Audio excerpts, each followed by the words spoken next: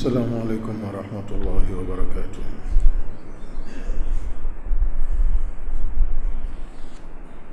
الحمد لله رب العالمين، والصلاة والسلام على أشرف الأنبياء والمرسلين، وأشهد أن لا إله إلا الله وحده لا شريك له، وأشهد أن محمدًا عبده ورسوله، أرسله الله بالهدى ودين الحق ليظهره على الدين كله ولو كره المشركون. بسم الله الرحمن الرحيم.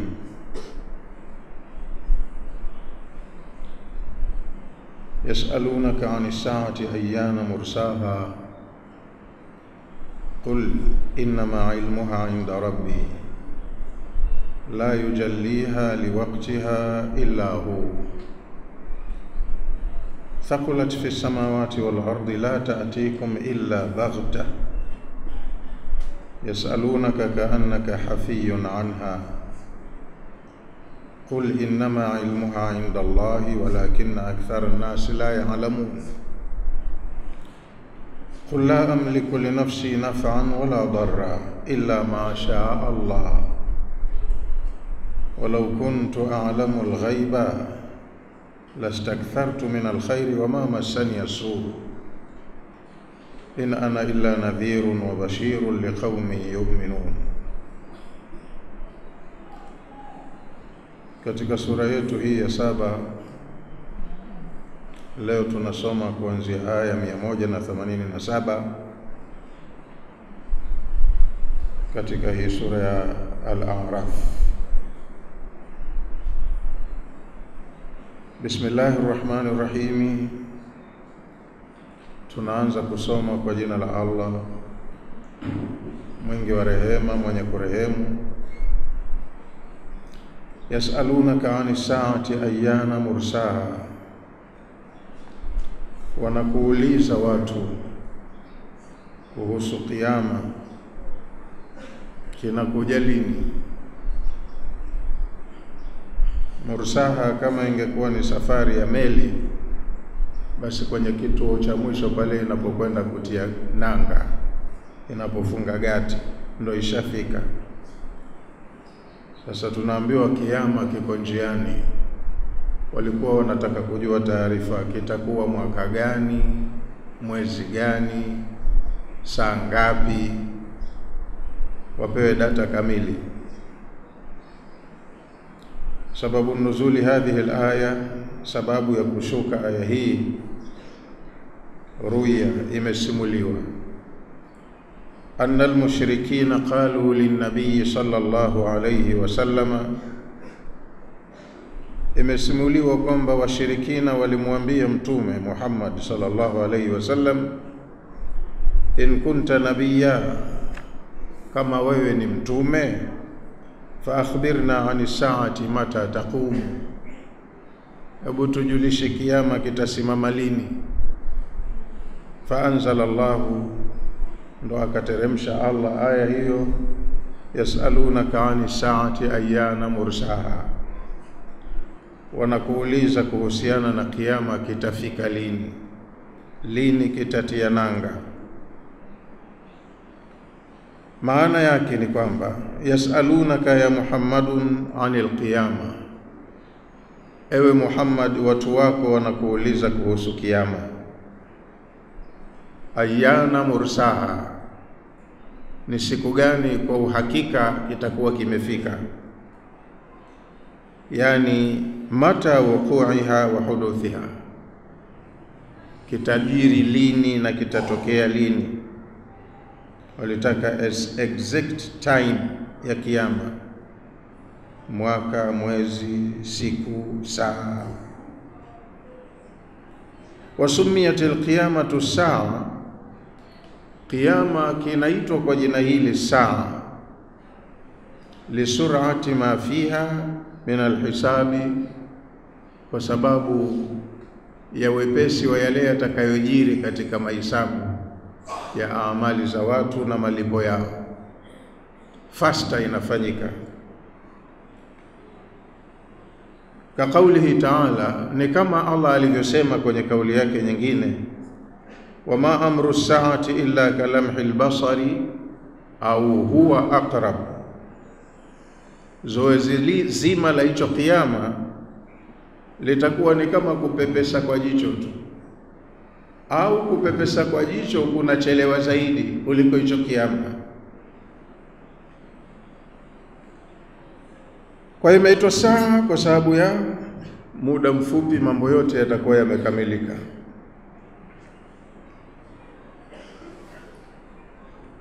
Qul, waambie waulizaji, innama ilmuha inda rabbi, hakika elimu ya jambo hili hii anayo mwenyewe tu Mola wangu peke yake. Hakuna mtu mwingine anajua, wala hakuna kiumbe mwingine anayejua. Innama ilmuha inda rabbi, kwenye suratu Naziati iko kama hivi, yasalunaka anis saati ayyana mursaha, wanakuuliza kuhusu kiyama lini kitatia nanga. Badala ya kupewa jawabu akaulizwa na Yesu, wala fima anta min dhikraha, we na kiyama wapi na wapi? Inakuhusu nini elimu ya kiyama wewe? Na hapa lipo swala lile lile, yasalunaka anis saati ayyana mursaha, qul, wajibu hivi, innama ilmuha inda rabbi, kuhusiana na kiyama elimu yake iko kwa Mola wangu mwenyewe tu peke yake. Wanawachuoni wanatuambia katika Qur'ani kuna aina mbili za maswali, sio maswali mawili. Kuna aina mbili za maswali ya watu na jinsi yalivyojibiwa. Kuna maswali ambayo watu waliuliza mitume wao wakaletewa jawabu. Wameuliza watu kwa mtume wao jambo, mtume akawajibu. Kwenye Qur'ani yamo maswali kama hayo mengi sana. Lakini aina ya pili ya maswali ni maswali ambayo watu zama mbalimbali waliuliza mitume wao alafu hayakujibiwa. Kwa hiyo masala ambayo watu waliuliza tena zama tofauti, mitume tofauti, alafu yakapatiwa majibu, hayo ndo mambo ambayo Allah alitaka elimu yake waipate wanadamu. Hata kama si wakati wa kuulizwa swali, lakini wanaokuja baadaye watavumbua tu jawabu na watapata faida nyingi katika research zao. Lakini kuna maswali ambayo yaliulizwa tangu huko nyuma mpaka huyu mtume wa mwisho hayakujibiwa. Haya mpaka kiyama kitakuja, wanadamu hawatoweza kujua elimu yake. Wakatoa mfano aya hii, suala hili. Watu wote wa mitume wote waliwauliza mitume wao, maana mitume wote waliwaonya umati zao na suala la kiyama kuwa kiko karibu. Kwa hiyo walikuwa wanauliza, lakini hakuna mtume aliambiwa kiyama kitakuja mwaka gani, saa ngapi, mwezi gani na hivi. Suala jingine kwa mfano ni kuhusu suala la roho. Yasalunaka anir ruh, wanakuuliza kuhusu roho. Roho ndo nini? Haina jawabu. Qul ruhu min amri rabbi, ndo jawabu waloambiwa. Waambie roho ni katika mambo ambayo elimu yake iko kwa Mola wangu mwenyewe peke yake. Kama lingelijibiwa suala la roho ni nini, au lingelijibiwa suala la kiyama kinakuja lini, juhudi za binadamu na kujituma kwao katika kufanya tafiti, wangeshakuja na uzushi mwingine, wangezaa mambo mengi, lakini limebaki ni siri, na siri hii haijafichuliwa kwa mtu yoyote. Na kama wangelijua elimu ya roho watu wao wengine wangeliishi miaka mingi kama Ibilisi anavyoishi, wangetengeneza jambo za bandia, lakini hakuna jawabu. Elimu ya jambo hilo imefichwa, hatojua mtu yoyote. Qul innama ilmuha inda rabbi, waambie elimu ya jambo la kiyama iko kwa Mola wangu mwenyewe peke yake. Qul lahum ya Muhammadun, waambie ewe Muhammad, la ya'lamu alwaqtu alladhi yahsulu qiyami saati fihi, hakuna yoyote anayejua wakati ambao zoezi hili la kiyama litatokea, illa Allah subhanahu wa ta'ala, isipokuwa Allah mwenyewe peke yake. Hii ni siri yake na hajampa yoyote.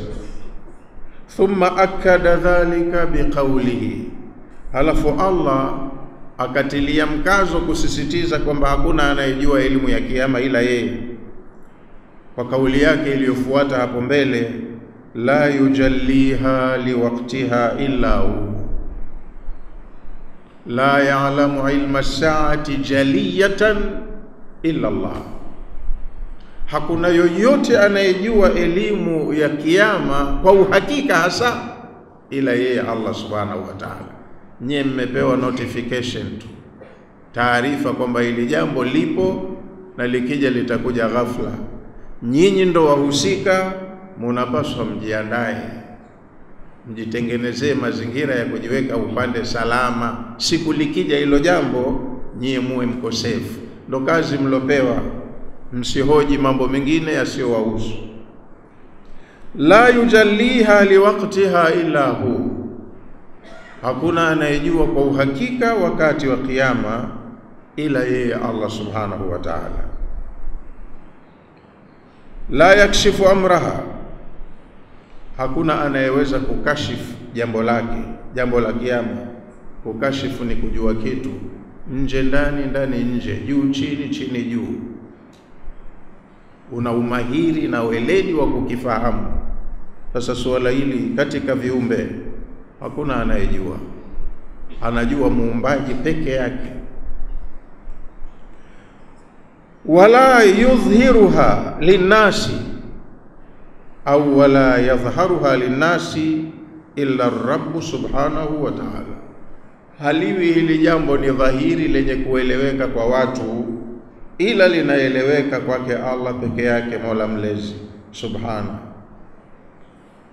Bidhati, Allah mwenyewe ndo analijua kwa uhakika, kwa sababu ndiye aliyeumba mbingu na ardhi na vilivyomo ndani yake, akatengeneza mienendo ya vinavyokwenda na kila kimoja akakiwekea umri wake. Deadline ikifika, basi kilichopangwa kutokea baada ya hapo kinatokea. Kwa hiyo anayejua siri ya kimaumbile ya ulimwengu ni aliyeumba ulimwengu. Mambo kama haya mengine ni siri yake, hajamjulisha yoyote. Fahuwa alalimu biwaqtiha, kwa hiyo ni yeye Allah peke yake ndiye anayejua wakati wa tukio hilo.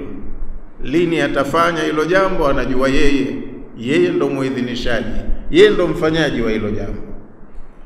Akaendelea tena kusisitiza Allah subhanahu wa ta'ala kwamba ni jambo lisiloeleweka na yoyote. Akasema thaqulat fi samawati wal ardi, jambo hili limekuwa zito kujulikanwa. Hawalijui viumbe wa mbinguni wala hawalijui viumbe wa ardhini. Hata hao malaika walio karibu na Allah kwa dhamana zao, na wao pia hawajui, hawajapewa elimu hii. Hajui Jibril wala Israfil wala Mikail wala malakul mauti wala wengineo. Hata hamalatul arshi pia hawajui. Ni jambo lililo katika ilmu yake Allah mwenyewe. Thaqulat, limekuwa zito kujulikana, ni siri nzito.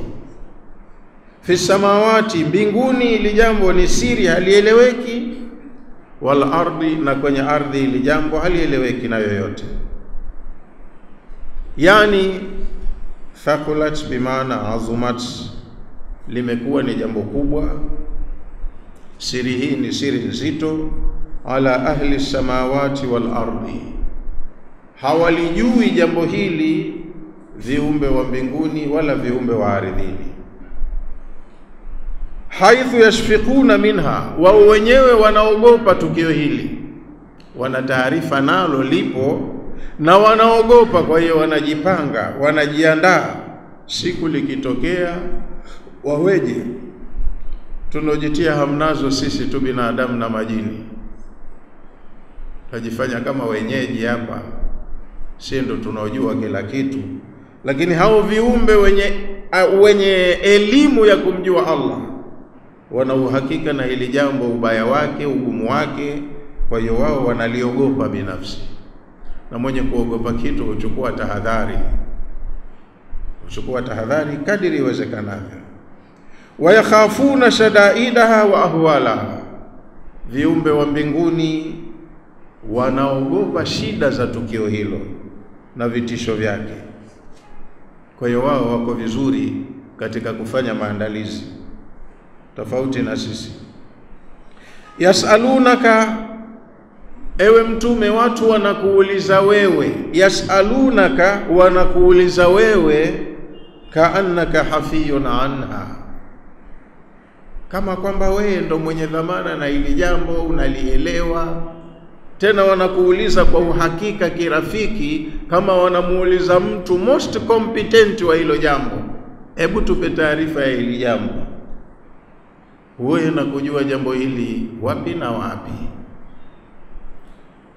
kama ilivyo kwenye suratul Naziat, fima anta min dhikraha, wewe na kujua habari ya kiyama wapi na wapi, ya kuhusu nini. Lakini wanakuuliza wewe ati jambo ambalo halikuhusu, una elimu nalo. La ya'lamu waqtaha, hakuna anayejua wakati wa kiyama illa Allahu, isipokuwa Allah mwenyewe peke yake. Liannaha, kwa sababu jambo hili la kiyama, min al-umuri al-ghaibati, ni katika mambo ya ghaibu. Allati, mambo ya ghaibu ambayo ista'thara biha allamul ghuyub, kapwekeka katika kujua mambo haya yeye mwenyewe mjuzi wa mambo yaliyofichikana. Mengine mengi ya ghaibu akipenda huwajulisha anaotaka, kama alivyosema katika sehemu nyingine, kama ilivyo kwenye suratul Jinn, kwamba hamdhihirishi ghaibu yake yoyote, la yudhihiru ala ghaibihi ahada, hamdhihirishi ghaibu yake yoyote, illa man irtada min rasuli, isipokuwa kuna katika mitume ambao karidhika nao kuwapa baadhi ya mambo ya ghaibu kiasi ya haja, basi huwa anawapa kiasi ya hiyo haja. Sio haya mambo mengine muhimu, haya ni siri zake Allah. Walakinna akthara an-nasi la ya'lamun, lakini watu wengi hawajui hasa uhakika wa Allah, uwezo wake na mambo ambayo ameyamiliki. Hawamjui viumbe muumba wao.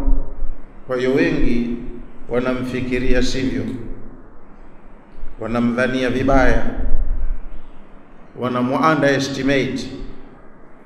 Walakina akthara nasi la ya'lamun, lakini watu wengi hawajui. La ya'lamuna sababa, hawaijui watu sababu. Alladhi, sababu ambayo liajlihi akhfaitu, kwa ajili ya hiyo sababu nimeficha suala la kiyama. Watu wengi hawaijui sababu, wako wanaojua sababu kwa nini Allah ameificha kiyama. Nabii Musa aliambiwa katika sura Taha, wa anna sa'ata atiyatun, kiyama kinakuja. Na akaambiwa kwa ajili ya kiyama nimekuwekeni hapa duniani, kila mmoja na muda wake, ukisha anaondoka. Kurudi tena ni kuja hicho kiyama kwa ajili ya kuja kulipwa haya ambayo hapa mnayafanya.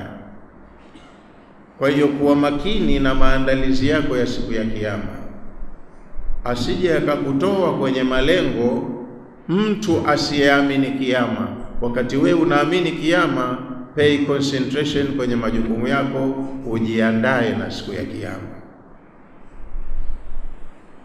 Anasema anna sa'ata la'atiyatun akadu ukhfiha litujza kullu nafsin bima tas'a.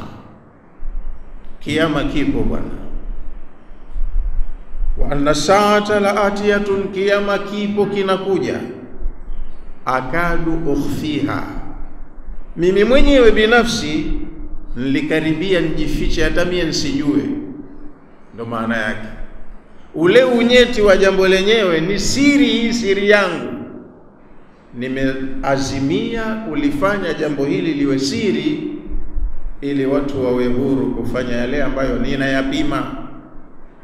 Litujza kullu nafsin bima tasaa, ili ikija hiyo saa kila mtu hapo ndo atalipwa kile alichofanya.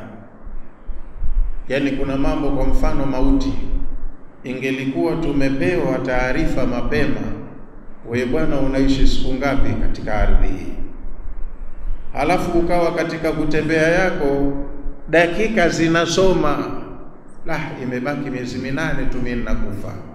Ingekuwa tunajua kama hivyo, maana yake kwa muda niliopewa hapa mimi nimebakia miezi 8, kama anavyohesabu muajiriwa tarehe yake ya kustaafu. Akiwa kijana anapeta tu, lakini siku zikisonga anaanza kusema mimi nimebakisha miaka 3 tu hapa, nimebakisha 2 tu, mwaka kesho hapa mimi naanza kujiandaa kwenda hija. Yategemea mafao yake aende hija. Sasa ingelikuwa ni mauti, mmejulishwa lini unakufa, ungekufa kabla hiyo siku kufika, kwa kile kihoro. Seuze kiyama. Sasa hivi dunia ndo kwanza watu wanaiona mpya tu, ina mamilioni au mabilioni ya miaka, lakini kila wanaozaliwa wanaiona mpya. Hawana habari kabisa na kuondoka hapa, hawajui linalopendeza wala linalochukiza. Kaweka mazingira haya Allah, watahiniwa huru, ili kile kinachopimwa, kinachotafutwa kidhihiri kwenye matendo yao. Aliyekuwa muovu atauonyesha uovu wake kweli hapa hapa, lakini kama taarifa hizi zipo, watu wote wasingefanya hata mema wala mabaya kwa woga. Kwa hiyo kaficha, katoa taarifa ili jambo lipo, lakini waliopewa taarifa kiasi kwamba wanaona kama mzaha, kama tunataniwa vile. Kwa hiyo kafanya hivyo kwa sababu zake. Anasema la ya'lamuna sababa, watu hawajui sababu kwa nini nimeficha kiyama. La ya'lamuna sababa alladhi liajlihi akhfaitu, hawajui sababu alladhi biajlihi ukhfiyat, sababu ambayo kwa ajili ya hiyo sababu kimefichwa kiyama. Hawajui watu, kumbe ndo wamepewa uhuru wafanye wanayoyafanya. Mtu anakufuru muda wake wote, anasema maneno mabaya, lau kama yatatupwa baharini athari yake maji yatabadilika, lakini mtu haogopi. Qala al-Imam al-Fakhr, amesema mwana wa chuoni Fakhru Razi, wal hikmatu fi ikhfa'i saa, hikma iliyopo katika kukificha kiyama, anil ibadi, kimefichwa wasijue viumbe kinakuja lini. Annahum idha lam ya'lamu, ni kwa sababu ikiwa viumbe hawatoijua siku ya kuja kiyama, mata takunu, lini kitakuwa, kanu ala hadharin minha, kama wanaijua sababu, kama wanaijua saa lini kiyama kinakuja, kanu ala hadharin minha, wangelichukua tahadhari kubwa. Na tahadhari yao, fayakunu dhalika ad'a ila taa, wangekuwa wanalazimika kutii kwa kipenda wasipende, kwa ule woga, bwana isije ikawa nikamalizia vibaya. Ingelikuwa wanatii wangekuwa na nidhamu ya woga, lakini sasa hivi hapa mtu anafanya akiwa free, huru, haogopi wala nini. Mwema anafanya yale mema kwa ridhaa yake na moyo mkunjufu, akapata maksi kwenye mtihani wake, kafanya vizuri. Na mbaya ataufanya ule ubaya wake kwa roho kunjufu bila ya woga, na anawekewa maksi zake kwenye makosa anayofanya, ili ikija hiyo kiyama yaliyotendeka yapo ya kwa uhakika na thamani yake wanaonyeshwa wahusika. Kama wangekuwa wanajua mapema, uoga ndio ungewatawala. Kwa hiyo ingelikuwa kujua kwao kuna kiyama kwenye maisha yao ya duniani, ingekuwa asjar anil maasiya, wangekatazika watu wote na kufanya maasiya. Lakini pia upande mwingine, kama ingelikuwa tumeambiwa kuna miaka skeleton 3 huko mbele ndo kije kiyama, waliokuwa wakati huo wa nyuma wangesema kumbe bado, wangefanya wanayoyafanya kwa sababu bado kiyama hakijaja. Lakini ukiambiwa kipo kinakuja na halafu unaamini ni kweli, lakini hujatishwa kwa kupewa time mahsusi, utakuwa na ile tahadhari iliyokadiriwa. Utachukua safety precaution, utatumia akili yako vizuri, na utakuwa ni mwenye insafu katika miamala mbalimbali. Qul, sema ewe mtume, la amliku li nafsi naf'an wala darra, mimi mtume tu nimetumwa kwenu, lakini sijimilikii mimi mwenyewe manufaa wala sijimilikii madhara. Qul, sema ewe mtume, waambie watu, la amliku li nafsi, mimi mwenyewe siimilikii nafsi yangu naf'an, manufaa, wala dharra, wala madhara. Kumiliki manufaa ni vipi? Kwamba mimi kwa elimu nilionayo na kwa sababu ya uzoefu niliopewa, mimi nitakuwa naendea ya mafanikio matupu. Kila ninalolitaka katika ya mafanikio lazima nifikie, ndo kumiliki manufaa. Kama unajituma kutafuta mali upate mali, unataka cheo upate cheo, unataka hichi, kwa sababu unajua nikipita hapa na hapa nafika kule. Kwa hiyo kumiliki manufaa, nisingepitwa na jambo zuri lolote katika dunia hii, kwa sababu ninajua eti nayo ghaibu, elimu ya mambo yaliyofichikana sina yajua. Ingekuwa nyote mnajua kama mnavyobeti, nikifanya vipi na vipi nitatokea mshindi, kuna watu wangelikuwa siku zote wanashinda wao, lakini hawajui ghaibu. Kwa hiyo naye mtume kama anajua ghaibu, asingepitwa na lenye manufaa lolote, maana angekuwa na werevu wa kuyaendea yenye manufaa. Na kama ingelikuwa anajua ghaibu, asingepatwa na dhara lolote, ndo kumiliki dhara. Kwamba kwa sababu ninajua sababu hii na hii itakupelekea kwenye madhara, mimi nitakwepa madhara yote hapa duniani, nitaishi mpaka ajali inifike, sitopata madhara hata siku moja. Lakini kwa sababu mtume hamiliki yeye madhara, shida ilipozidi Maka, mwaka wa huzuni kwake, kaondoka akaona aende Taif, kuna kwa watu wasio na uhasama na yeye, akapumzike. Kumbe kule ndo katumiwa machizi, wakampiga mawe mpaka hata akaroa damu. Huko Maka hajawahi kufanyiwa hilo. Kama anajua nikenda huku nitapatwa na nini, angekwenda, asingekwenda. Lakini hata yeye hajui ghaibu. Kwa hiyo hamiliki yeye binafsi njia ambayo itamuonyesha manufaa yote na lazima ayafikie, wala hamiliki yeye kujua madhara na kwamba anajua yote madhara yaliyoko mbele yake na ana uwezo wa kuyakwepa. Hana uwezo huo. Qul, sema, la amliku li nafsi naf'an wala darra, mimi siimiliki nafsi yangu madhara wala manufaa, illa ma sha Allah, isipokuwa mimi ni kiumbe mtahiniwa, lolote analolitaka Allah ndilo litakalonifika. Akinitakia yeye lenye manufaa, nitafikia manufaa yale ambayo yeye kanitakia, si kama ninavyotaka mimi. Likinifika la madhara, ujanja wangu wa kukwepa madhara wote utadunda. Kama nimepangiwa nifikishiwe la madhara, kwa kutahiniwa litanifika tu alilolitaka Allah. Na yako ya madhara yamemfika Mtume. Katika vita vya Uhud kapigwa mpaka taya, helmet imemchimba kwenye taya, meno yake ya mbele yamevunjika. Sasa huyu Mtume kama anajua ghaibu, saa ngapi watakuja wataniweka kati, si angekwepa huo mtego. Lakini kajeruhiwa na maafa mengi yamemkuta katika maisha yake.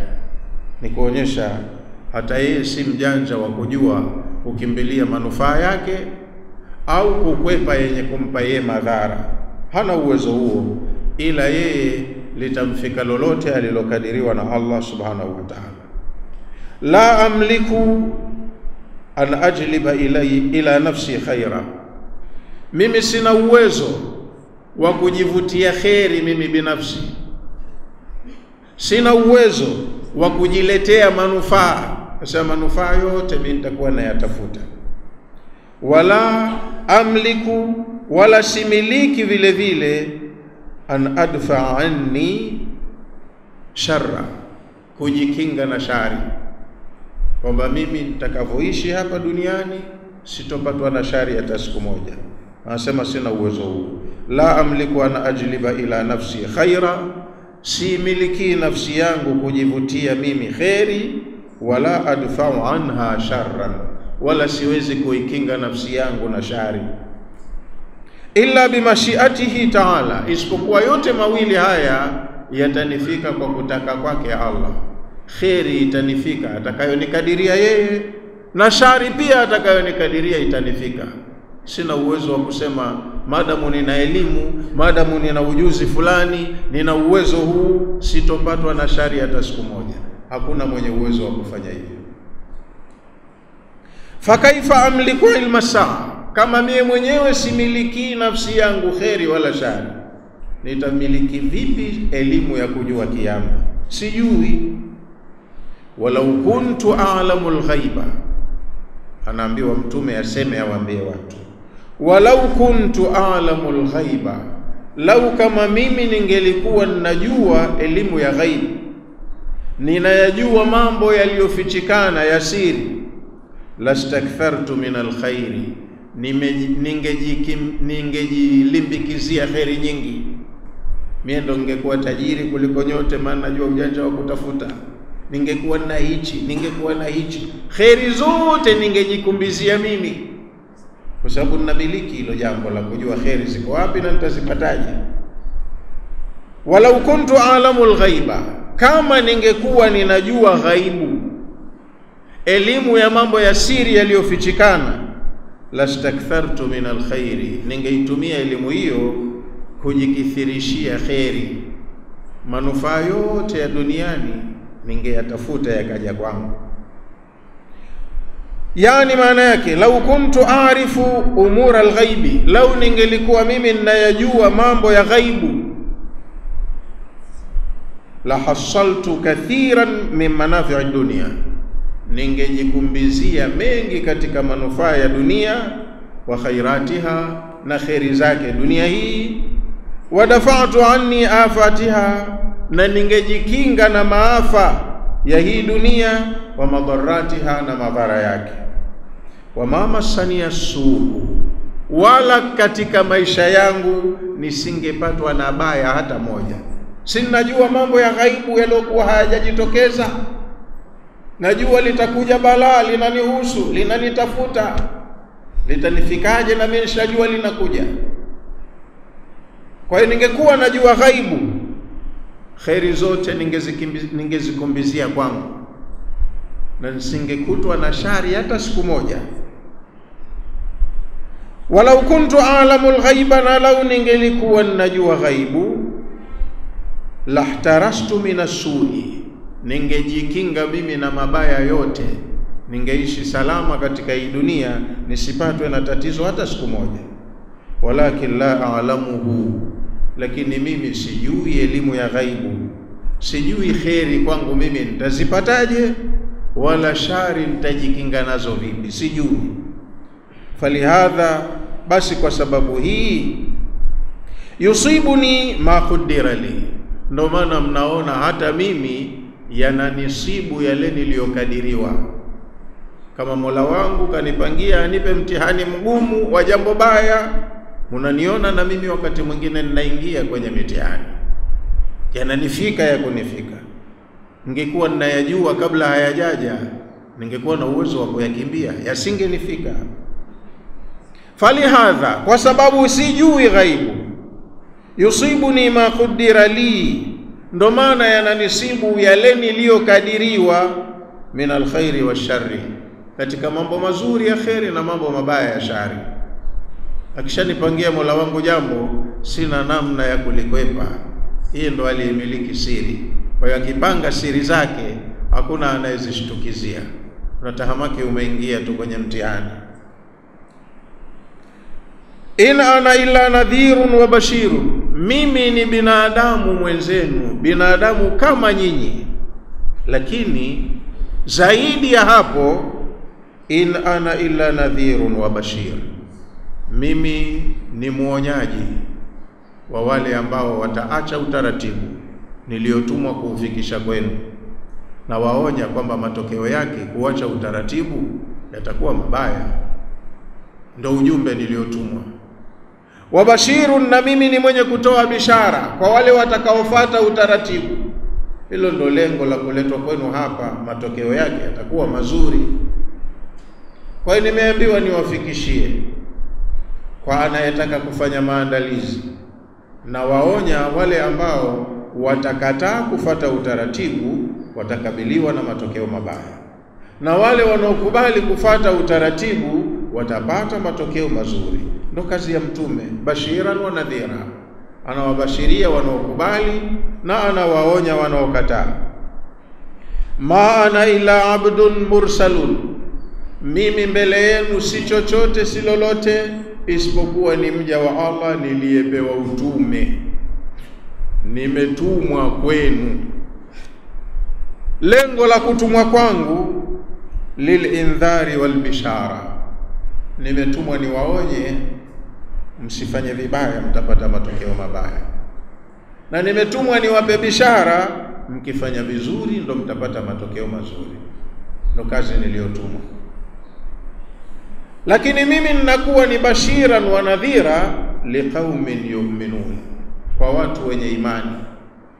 Wenye imani wakipewa warning, wakionywa, wanaonyeka, wanaamini kweli nikipita njia hii ninajitia nafsi yangu kwenye matatizo. Kaonywa baya, kasikia, kafahamu na akaliwacha. Ndo indhari, kuonywa jambo hili baya, unajitafutia matatizo na ukajua kweli hili baya na acha, basi we umesibu kwenye lengo. Au hili jambo zuri linapendeza, ni muhimu na lina faida, we ukafahamu ukajituma kulifanya, we utakuwa umepatia.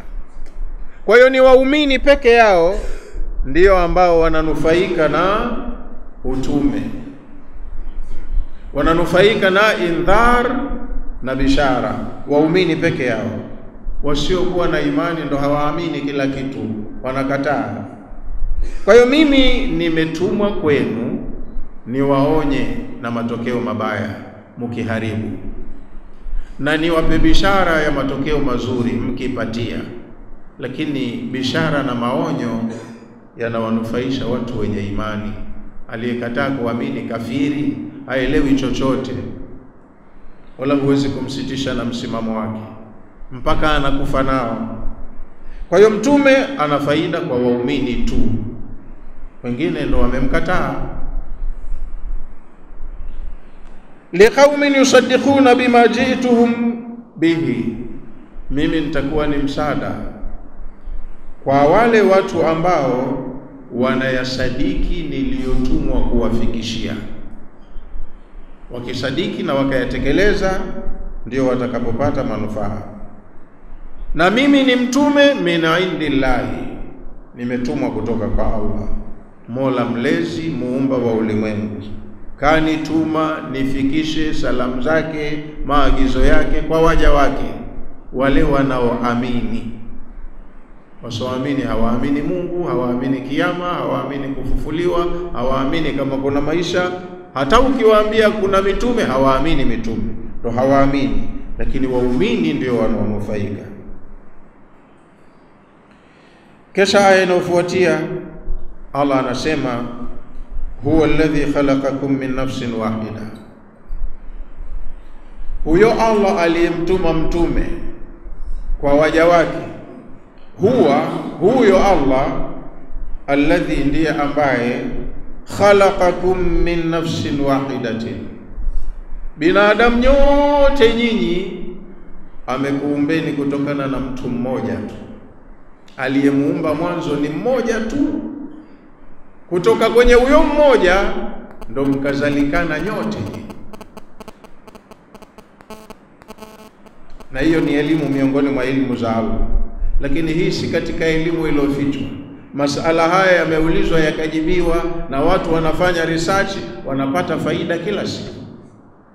Huwa alladhi khalaqakum min nafsin wahidatin, huyo Allah ndiye aliyekuumbeni nyinyi binadamu nyote, mmeumbwa kutokana na nafsi moja. Huwa subhanahu, yeye Allah aliyetakasika. Dhalika alazim, yeye ndiye Mola mkuu.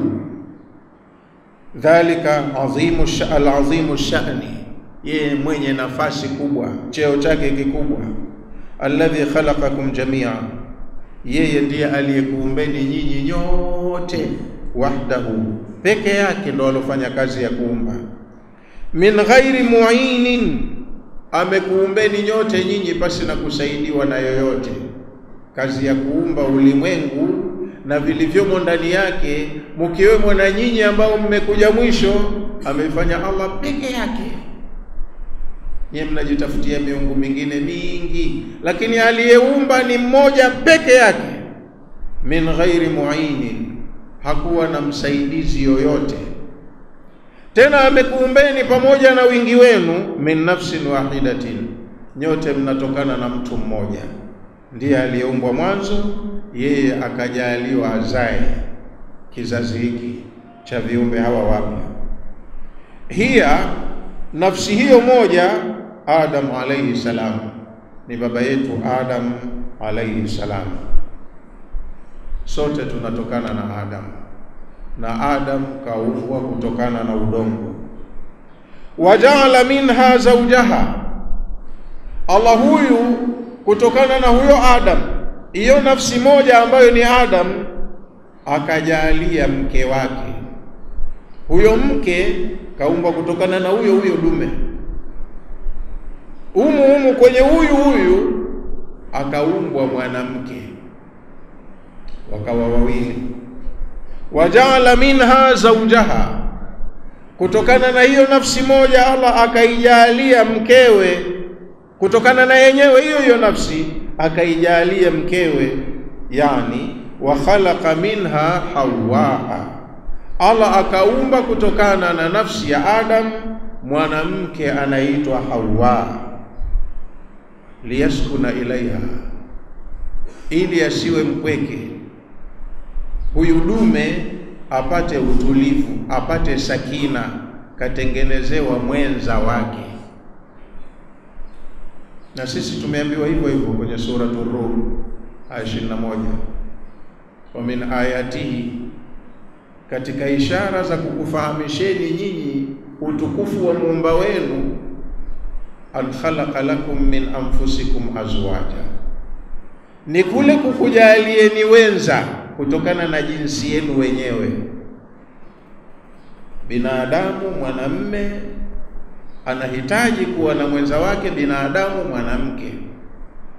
Binadamu mwanamke anahitaji kuwa na mwenza wake binadamu mwanamme, ndio panapatikana sakina.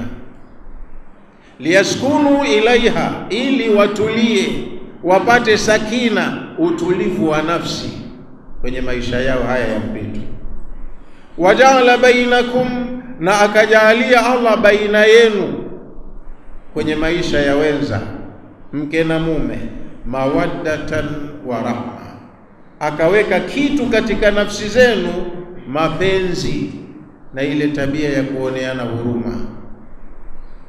Yani unataka kutoka, nataka niwahi bwana, anakulazimisha mwenzi, sasa utatokaje? Angalau choma mchango, nishakutayarishia chai, unaendaje hivyo na cha? Mimi sipendi, mimi hivi.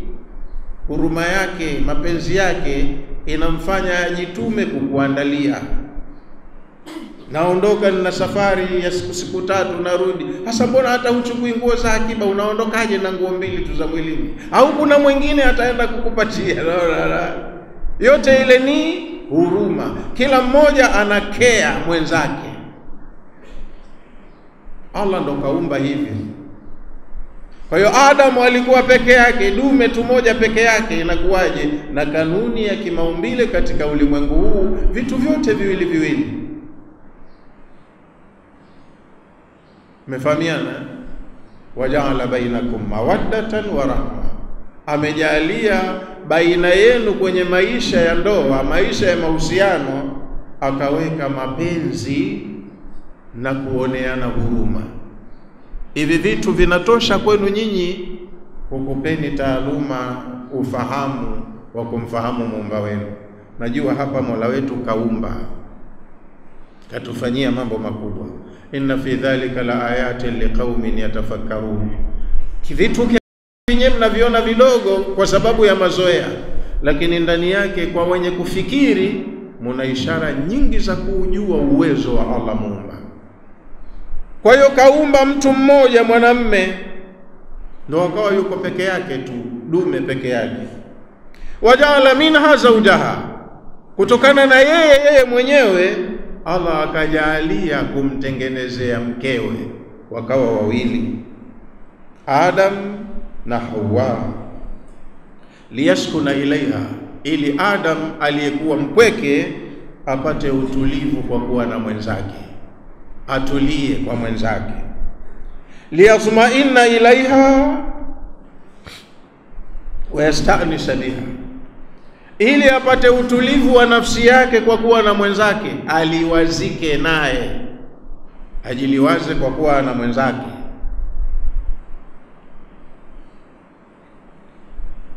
Falamma taghashaha, sasa wako wawili, mtu na mwenzake. Falamma taghashaha, walipochanganyika, mume alipochanganyika na mkewe. Allah anajua kuzungumza lugha iliyokuwa haina ugakasi. Hapa angetaja yale maneno yenyewe tungekuwa tunaangalia chini, lakini kazungumza lugha ambayo haina ukakasi, lakini mnaelewana. Falamma taghashaha, mume huyu alipochanganyika na mkewe, hamalat hamlan khafifa, mke akapata ujauzito, ukawa kwake ni mwepesi au msumbui kwa siku za mwanzo. Anakwenda na shughuli zake, anafanya kazi zake. Bimaana falamma taghashaha hamalat hamlan khafifa, falamma jamaaha, walipofanya jimai, mume alipomuingilia mkewe, hamalat, alipata mimba aliyeingiliwa mke, biljanin, akawa na mtoto anayetengenezwa tumboni. Hamlan khafifan duna izaji, mwanzo alikuwa ujauzito wake ni mwepesi, hauna usumbufu. Likaunihi nutfatan, kwa sababu mwanzo inakuwa ni tone ya manii tu, kwa raha zao wenyewe wamestarehe, lakini Allah ana mambo mengine huwa anafanya kwenye starehe ile. Kwa hiyo siku za mwanzo inakuwa ni nyepesi mimba, kwa sababu tumboni hamna mzigo wote, ni manii tu.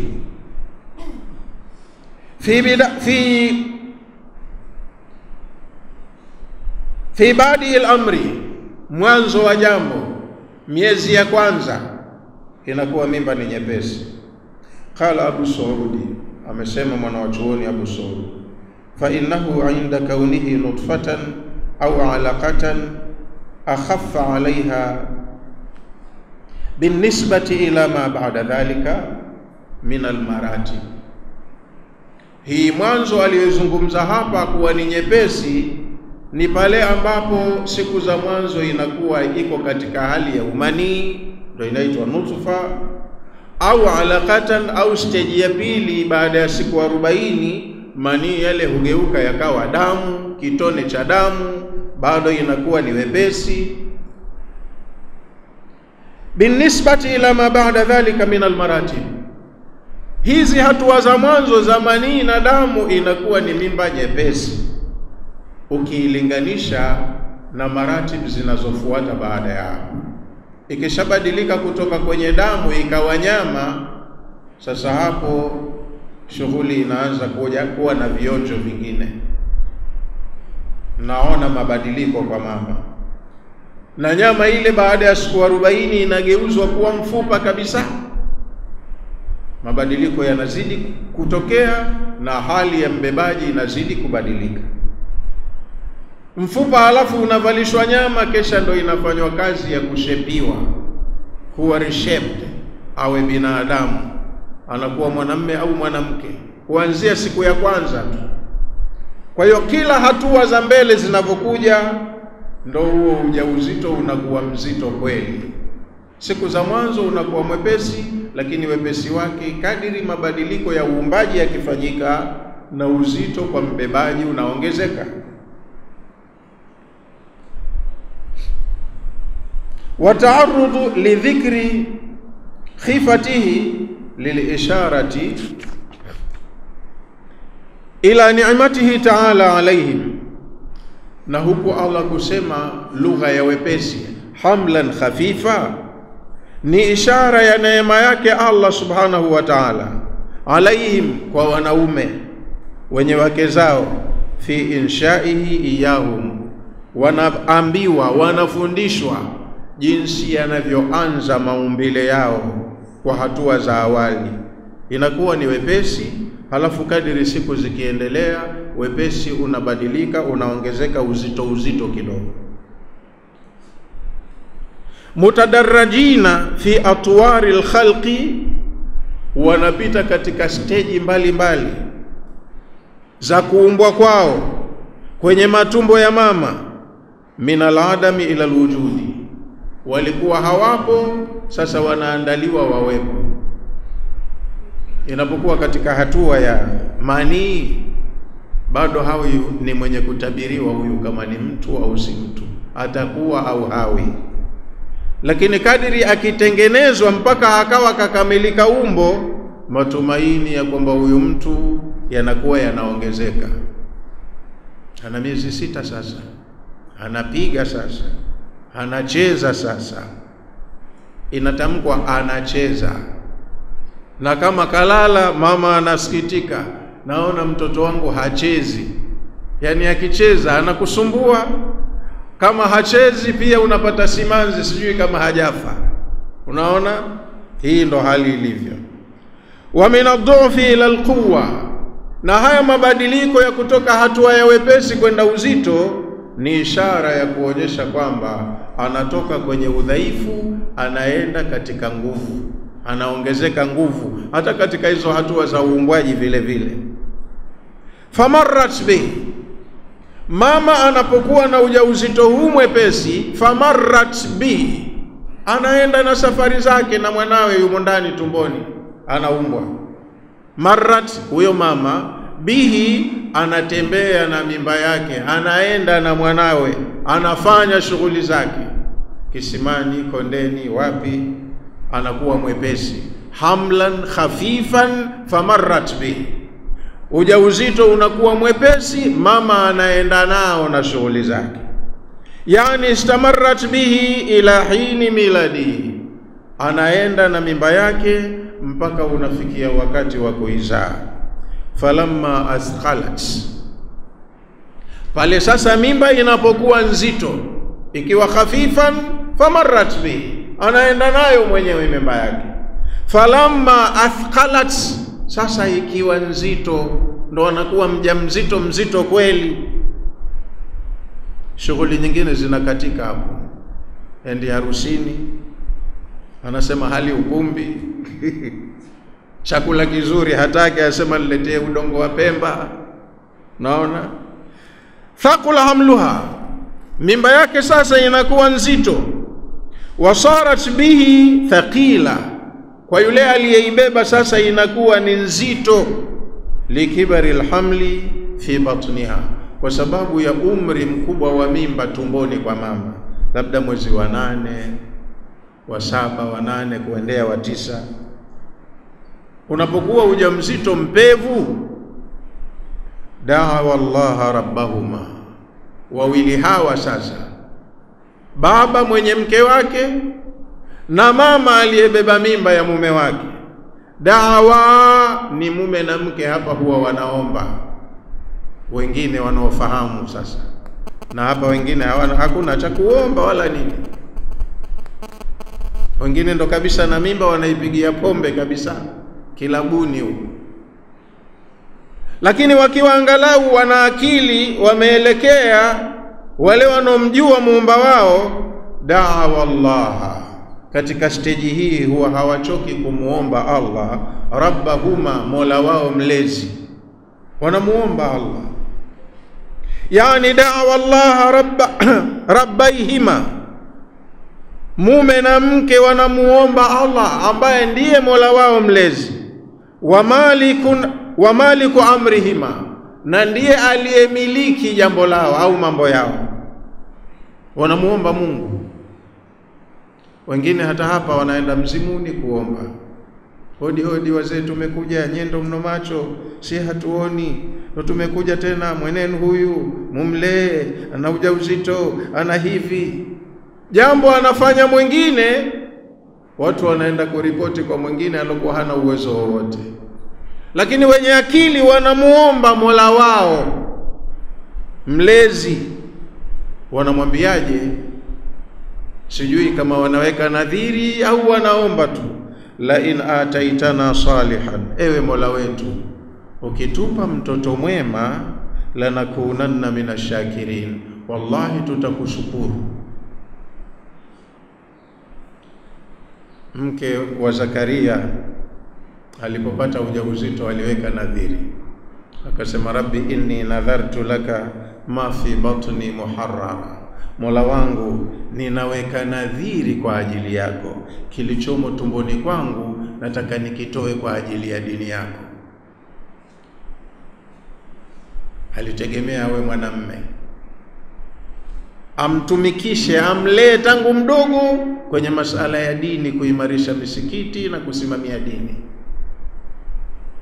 Falamma wada'at, alipokuja kuzaa mimba yake akawa mtoto wa kike. Sasa akaelekea tena kwa mola wake akasema, rabbi inni wada'tuha untha, mola wangu mtoto niliweka nadhiri nimtumikishe kwenye dini yako, lakini nimepata wa kike. Wallahu a'lamu bima wada'at, anamwambia hivyo na hali Allah anajua alichokizaa kweli ni mtoto wa kike. Walaisa dhakaru kal untha, na majukumu ya kushikwa na mtoto wa kiume tofauti na mtoto wa kike. Lakini mama akasema, wa inni samaituha Maryama wa inni u'idhuha bika wa dhurriyataha minashaitani rajim. Katika stage ile watu huwa karibu na Mungu, wale wanaomfahamu. Kwa hiyo hawa wanaambiwa mtoto akiwa mpevu tumboni, baba wa mtoto huyo na mama wa mtoto huyo huwa wanamuomba mola wao, wanajua ndo aliyeumba, wanamuelekea kwa dhati. La in ataitana saliha, mola wetu ukitupa mtoto mwema, lanakunanna minashakirin. Wallahi, maana hiyo lam ni lamul qasam na nuni ni nuni ya taukidi. Wanaongea kwa msisitizo kumwambia mola wao, wallahi tutakuwa ni wenye kukushukuru, tutafanya tuta. la irrazaqtana waladan saliha, wallahi Mola wetu ukituruzuku mtoto mwema sawia, aliyekuwa yuko sawa, usitupe mlemavu, usitupe mgonjwa wa akili, usitupe hivi. Akija mtoto mwema yuko sawa, sawia alkhilqa, kaumbika sawa sawa, lanashkurannaka, wallahi tutakushukuru. Je, akaja sio hivyo, amshukuru? Akaja kichongo, anaderua, amtoshukuru pia? Lakini wanaomba wapewe mtoto mzuri. Sijui kama wanaomba awe mwema, lakini wanasema saliha, awe mtoto mwema na aliyekuwa yuko sawa sawa. Tutakushukuru Mola wetu ala ni'maika, kwa neema yako uliotuneemesha.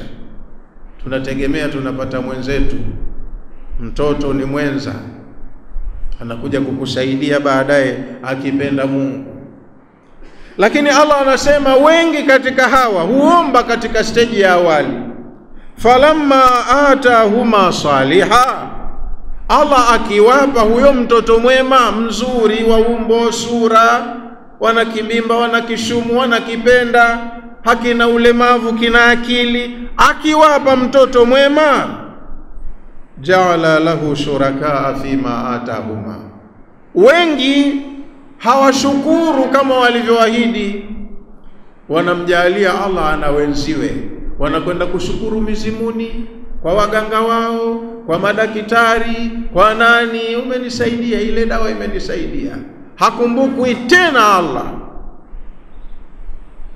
Akiwa yumo tumboni wanamuomba Allah, la in ataitana saliha, kama utatupa mtoto aliyetengenea mzuri, lanakunanna minashakirin, wallahi tutakuwa ni wenye kukushukuru kwa neema yako.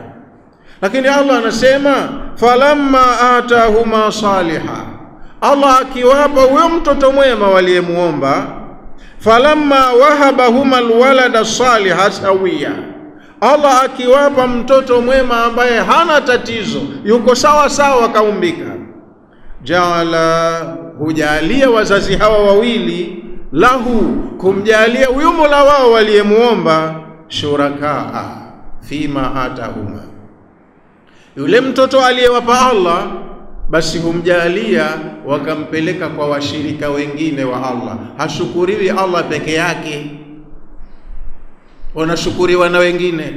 Wengine lazima wakaripoti kwenye mzimu wao wa jadi, haya, huyu mgeni wenu amekuja, mumlinde tena, mumfanye hivi. Tumboni kalinda Allah peke yake, kamtengeneza, kamseti mishipa, mifupa na kila kitu, kimekuja kizuri. Wao wenyewe wanafurahi wakikiona kitoto kizuri. Allah kawapa kitoto kizuri, lakini wakishampata lazima washirikishe.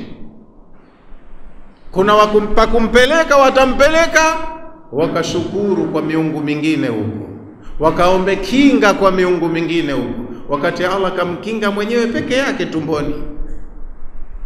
Hawakutoa mchango wote wazazi wawili hapa, labda msosi anaokula mama mzuri ndio unatengeneza afya, lakini hawatosheki na kumshukuru Mungu peke yake, ila wanamjalia washirika. Jaala haulai alauladi wadhurriya shurakaa ma Allah, vizazi wanavyovipata wazee hawa wanavijalia kwa washirika walio pamoja na Allah. Faabadul awthana wal asnama, wengine wanaabudu masanamu na vitu vya kuchonga na vya kufinyanga. Fataala Allah amma yushrikun, Allah ametukuka, kaepukana mbali na hivyo wanavyomshirikisha navyo. Wanamjua Allah in some occasions, lakini baada ya hapo wanamkataa, wanashukuru vingine, wanaabudu vingine. Tanazzaha, ametakasika Allah, watakhaddasa, na yuko safi Allahu, amma yansibuhu ilayhi almushrikun, katakasika Allah, hanasibiani kabisa na hivyo ambavyo washirikina wanamshirikisha navyo au wanamhusisha navyo. Ayushirikuna ma la yakhluqu shay'a, hivi watu wanamshirikisha Allah na vitu vilivyokuwa havijaumba chochote. Yeye ndo kakuumbia mtoto mzuri, umempenda, kwa nini ukashukuru sanamu? Kwa nini ukashukuru mzimni? Mzimu ulisaidia chochote katika kuumbwa mtoto huyu? Sanamu lilichangia chochote katika kuumbwa mtoto huyu? Munakwenda kuabudu vitu ambavyo havijaumba chochote. Aliyeumba mnamsahau. Ayushirikuna, hivi hawa watu wanamshirikisha Allah ma, na vitu ambavyo la yakhluqu shay'a, havijaumba chochote, vinafanywa miungu. Wa hum yukhlaqun, vyenyewe vimeumbwa. Hivyo vinavyofanywa miungu, vinavyoombwa msaada, vyenyewe vimeumbwa. Kiumbe anaenda kuomba kwa kiumbe. Alistifhamu litawbihi, Allah kauliza swala kwa njia ya kubeza, hawajafanya maamuzi ya sawa. Ayushirikuna ma Allahi, wanavishirikisha na Allah ma la yaqdiru ala khalqi shay'in asla, vitu ambavyo havina uwezo wa kuumba chochote katu. Vitu haviwezi kuumba chochote, vinapewa hadhi ya Mungu. Wa hum yukhlaqun, vyenyewe vimeumbwa. Sasa kiumbe anakuwaje Mungu tena? Walhalu anna tilka al-awthana, wanafanya hivi hali ya kuwa hayo masanamu yao, wal-aliha, na wenyewe wanavyoita miungu, makhluqatun, vyenyewe vimeumbwa. Fakaifa yaabudunaha ma Allah, kwa nini wakaabudu vilivyoumbwa pamoja na Allah? Yani Allah na viumbe vyake vina share katika sifa ya uungu. Qala al-Qurtubi, amesema Sheikh Qurtubi, wa jamaa ad-dhamiru bilwawi wan-nuni, dhamiri imeunganishwa kwa wau na nuni. Liannahum i'taqadu anna al-asnama tadurru wa tanfa, hawa wenye kuabudu masanamu walikuwa wanaitakidi kwamba ile miungu yao ya masanamu ina madhara ukiikosea, inaweza kukudhuru, na ina manufaa ukipatia, ukiifurahisha. Mengi katika mambo waliokuwa wanayaomba walikuwa wanafikiria wanafanikiwa kwa sababu wamejibiwa na masanamu yao. Anatoka safari yake ya kibiashara, biashara ikimchangania, karudi na faida kubwa, anasema ni kwa baraka ya dua yangu niliyomuomba Lata kanisaidia. Hasaka kusaidia Allah. Mwingine kaka muda mrefu hajapata mtoto, kaenda kuomba kwenye sanamu au mzimni, akimpata anasema dua yake ya kule mzimni imemsaidia. Lakini akiwa tumboni, mzimu uko mbali, hawaushukuru wala hawautaji, wanaelekea kwa Allah, wanamjua yeye ndo Khaliq. Akishatoka sasa wanaenda kushukuru sehemu nyingine.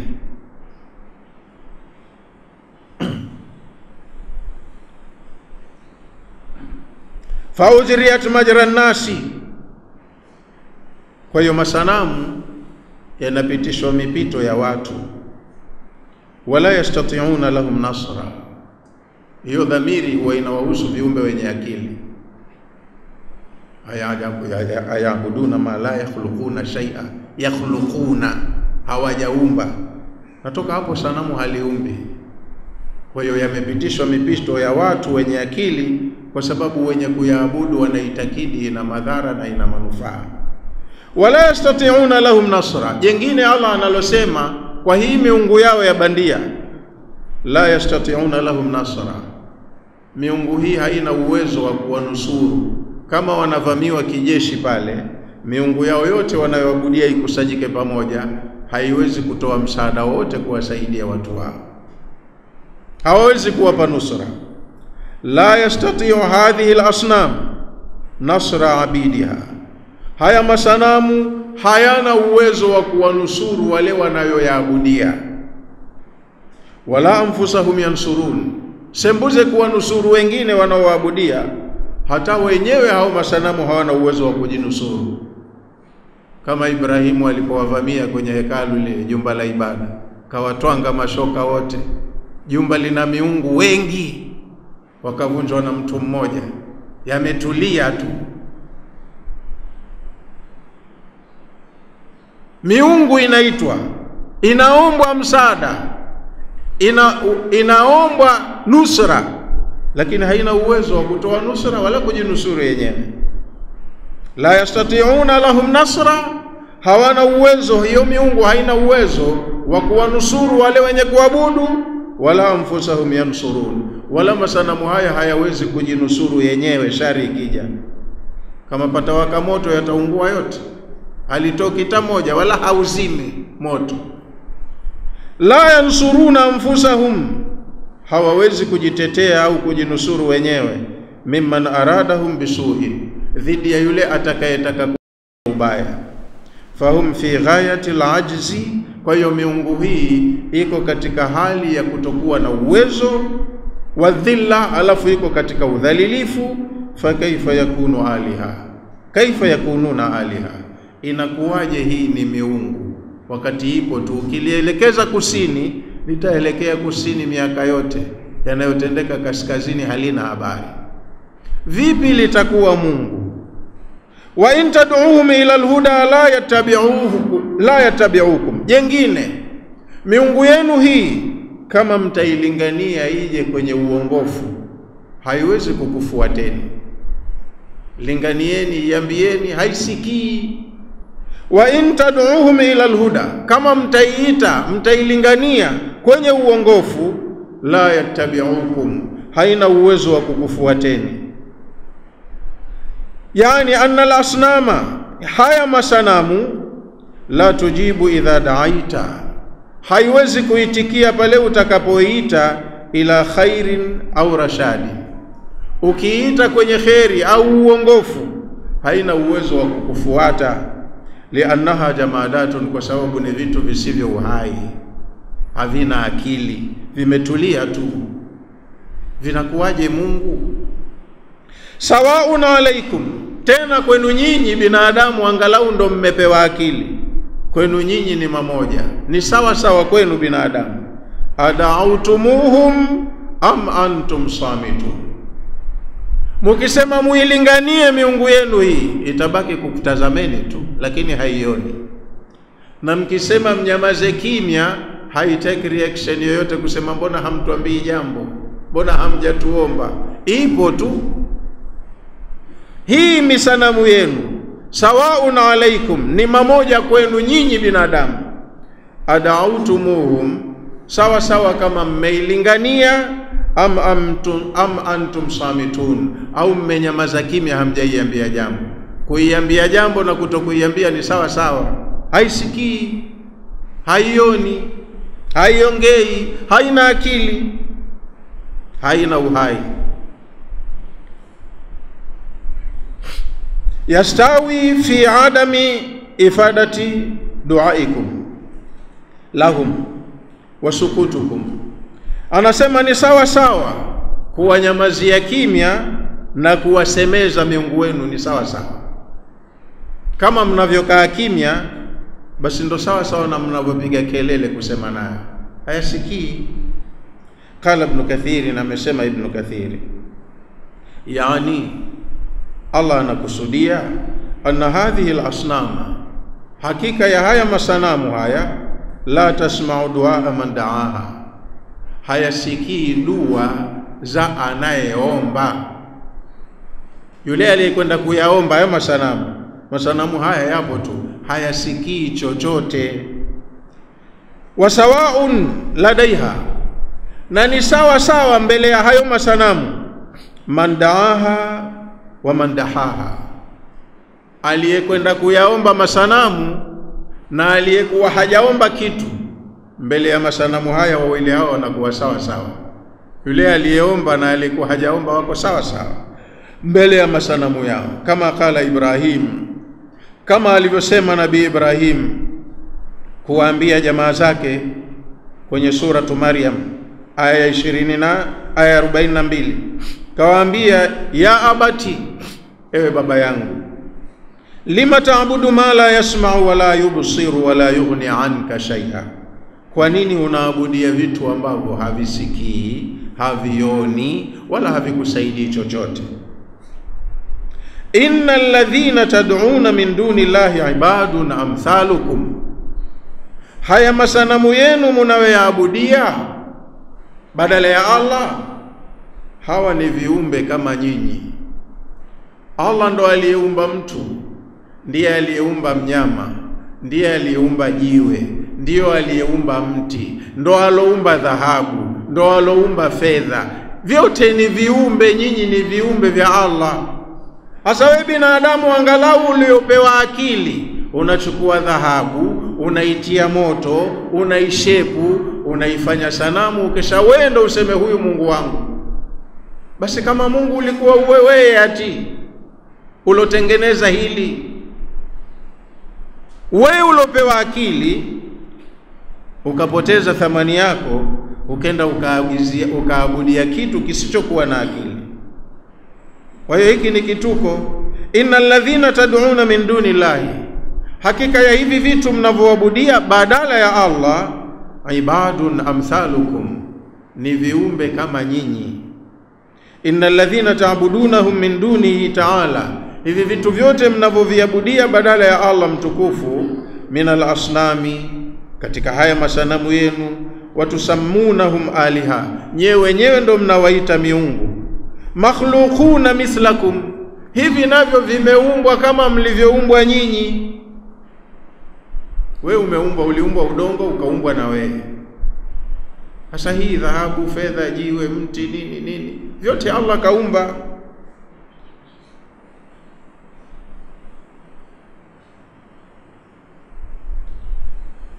Makhluquna mithlakum, hivi ni viumbe kama nyinyi.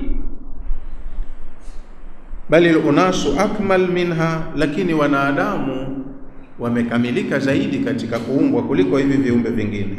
Liannaha, kwa sababu binadamu tasma'u, anasikia. Kwa hiyo wewe umepewa fadhila, wewe uko juu unajishusha chini. Wewe unasikia, watubsiru na unaona, watubtishu unashika unapiga, watilka la tafal shay'a, haya mnayoabudia hayana harakati kama hizo. Wewe angalau unakasirika ukikerwa, unafurahi ukifurahishwa. Sanamu yendo hivyo hivyo, hata ukilipa sadaka halili. Ibrahim kaingia kwenye hekalu, kauliza malakum la taakulun, mna nini, mbona mmewekewa vyakula hapa hamli? Wako tu wanatazama maziwa, ndizi mbivu. Hawana uwezo wa kufanya vile ambavyo nyinyi mnafanya. Nyinyi mmetukuzwa zaidi, mnajidhalilisha kwa vitu ambavyo havina uwezo. La tafal shay'an min dhalika, hivi vitu mnavyoviabudia havina uwezo wa kufanya lolote katika yale ambayo nyinyi binadamu mnafanya. Falihadha qal, kwa sababu hiyo ndo maana Allah akawaambia kwenye aya ambayo kwa leo tunamalizia, fad'uuhum falyastajibu lakum in kuntum sadiqin, haya waombeni basi hao miungu wenu nione wakujibuni, kama dhana yenu ni kweli kuwa hawa ni waungu. Waombeni. Ndio washaomba siku nyingi, na hapo anaambia haya waombeni basi hiyo miungu yenu, falyastajibu lakum, nione wakujibuni, in kuntum sadiqin, kama dhana yenu ya kuwa hii ni miungu ni kweli, waombeni nione wakujibuni. Amrun ala jihati ta'jizi, Allah kaamrisha, sio kwamba anawaruhusu, lakini anawafahamisha, anawasemesha lugha ya kuonyesha wao wamepumbaa, hawako sawa. Jambo analowaambia wafanye haliwezekani. Ombeni miungu yenu ikujibuni kwenye mtakaloomba, kama ni miungu kweli. Kwa hiyo kawaambia hivyo, ala jihati ta'jizi wa tabkiti, anataka kuwaonyesha kwamba hii miungu haina uwezo wote, na kuwakatisha tamaa kwamba nyinyi mlofadhilishwa mmekuwa majununi, hamna akili, bora hata hivyo ambavyo vimewekwa chini yenu. Ndio ile thumma radadnahu asfala safili. Laqad khalaqna al-insana fi ahsani taqwim, binadamu tumemuumba kwenye umbile zuri zaidi. Thumma radadnahu, halafu utengeneza mazingira tumrejeshe, tumshushe hadhi yake asfala safilin, yeye akae chini ya wale waliowekwa chini yake. Sasa wewe na sanamu uliite Mungu, wewe unakuwa nani? Kajishusha binadamu huyu. Yani Allah anawaambia ud'uuhum, walinganieni, waiteni, waombeni, waabuduni, fi jalbi naf'in au daf'i darri, walalamikieni miungu yenu katika kukuleteeni manufaa au kukuondoleeni madhara. Kwa mfano Allah awape madhara hawa watu, akesha awaache madhara niliyokupeni, nendeni kwa miungu yenu wa kuondosheeni. Wataondosha hao masanamu. In kuntum sadiqina fi da'wa annaha aliha, kama nyinyi ni wa kweli kwenye maneno yenu ya kusema hawa ni miungu, ombeni tuone kama watakujibuni. Basi kwa leo inshallah tuishie kwenye aya hii, ila tu kama dasturi narudia tena mara moja.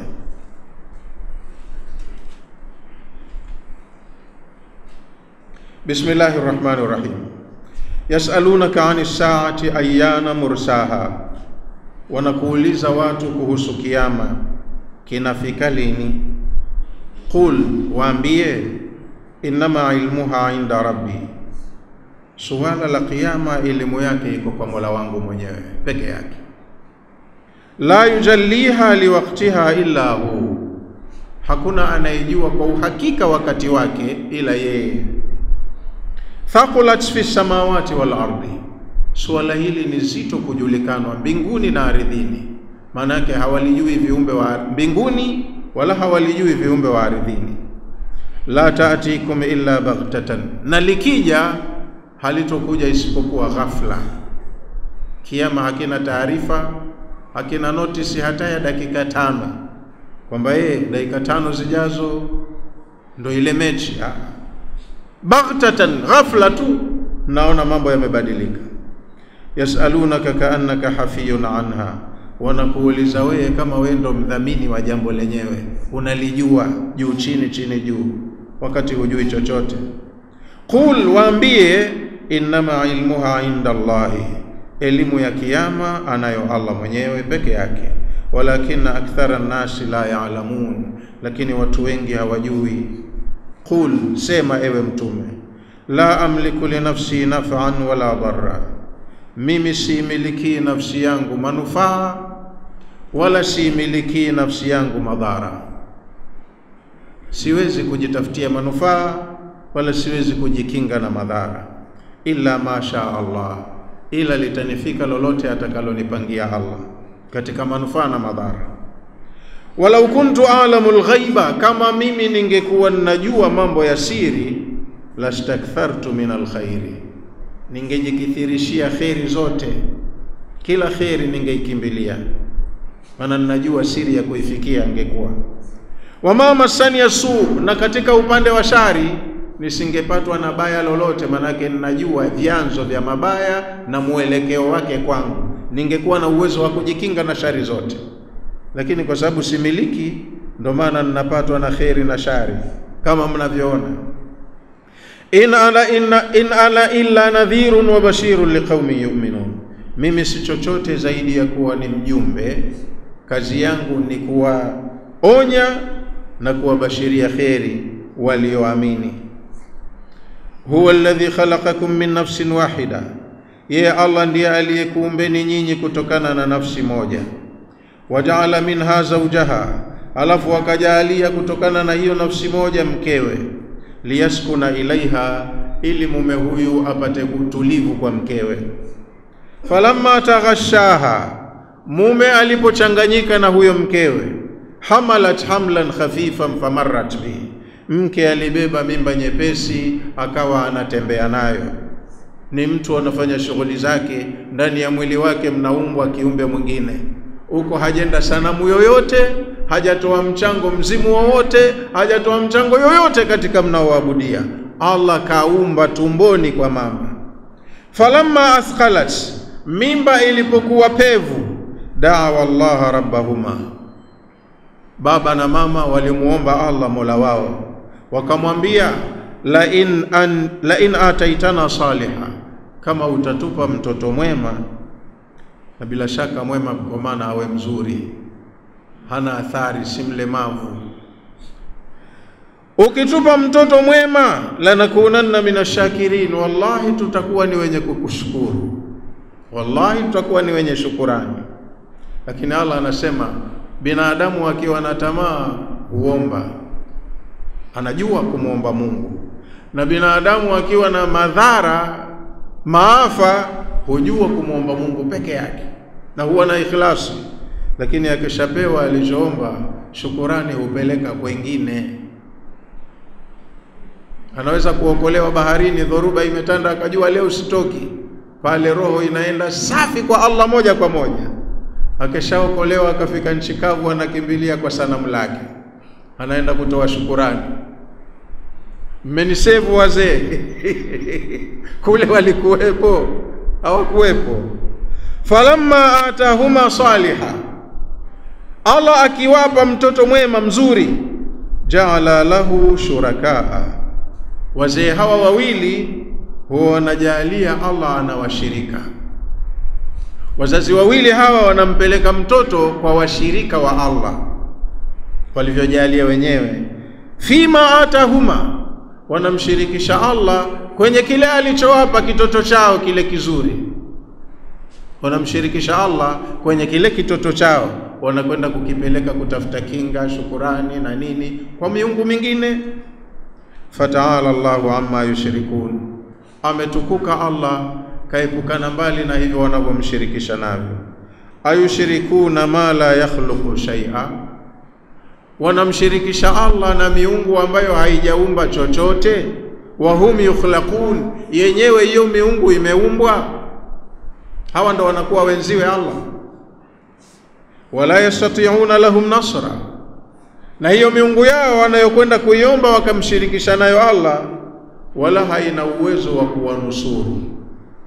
Wala anfusahum yansurun, wala uwezo wa kujinusuru yenyewe hawana miungu hao. Hawawanusuru wanaowaabudia, wala hawawezi kujinusuru wenyewe. Wa in tad'uhum ila alhuda, na miungu hii hata ukisema uilinganie, uielekeze kwenye uongofu, uipe miongozo, la yatabi'ukum, haina uwezo wa kukusikieni au kukufuateni. Sawaun alaikum, ni sawa sawa kwenu, ad'autumuhum am antum samitun, ni sawa sawa mkiwalingania au mkinyamaza kimya. Mkisema hawasikii, mkinyamaza kimya hawa react. Innal ladhina tad'una min duni llahi ibadun amthalukum, hivi vitu mnavyoabudia badala ya Allah ni viumbe kama nyinyi.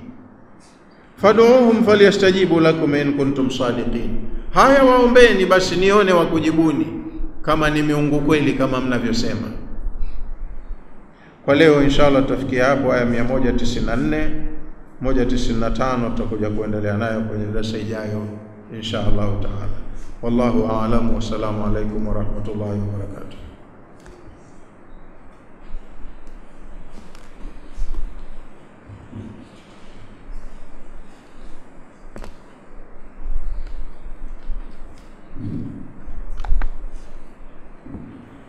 بسم الله الرحمن الرحيم. الحمد لله رب العالمين، والصلاة والسلام على رسول الله صلى الله عليه وسلم.